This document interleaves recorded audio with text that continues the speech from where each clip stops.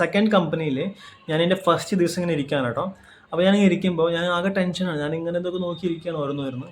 പെട്ടെന്ന് ക്യാബിൻ്റെ വാതിൽ തുറന്നിട്ട് ഒരാൾ അകത്തേക്ക് വന്നു. എന്നിട്ട് ചോദിക്കുകയാണ് ഹായ്. ഞാൻ പറഞ്ഞു ഹായ്.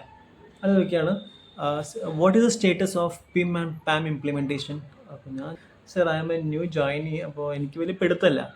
അപ്പോൾ രക്ഷപ്പെട്ടു, അയാൾ പോയി. ഓക്കെ, അയാൾ പറഞ്ഞു ഓക്കെ നോ പ്രോബ്ലം.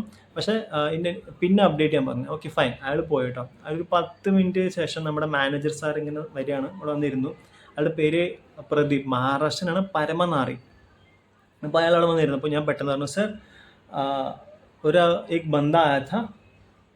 ഞാൻ പറഞ്ഞു സർ ഒരാൾ വന്നിട്ടുണ്ടായിരുന്നു. അപ്പോൾ പെട്ടെന്ന് അയാൾ बंदा सीजन, ये बंदा क्या होता है? So season you are in office, right?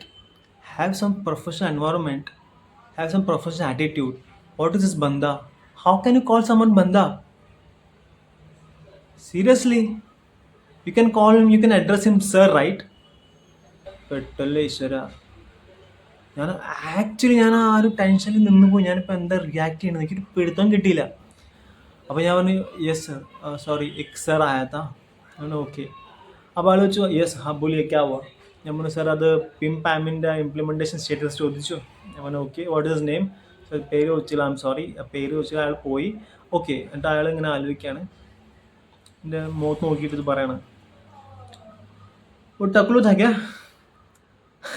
അതായത് ആ മൊട്ടത്താഴനായിരുന്നു എന്ന്. ഞാൻ എനിക്കാണ് ദൈവം ഇയാൾ എന്ത് ദുരന്താണ് എങ്ങനെ.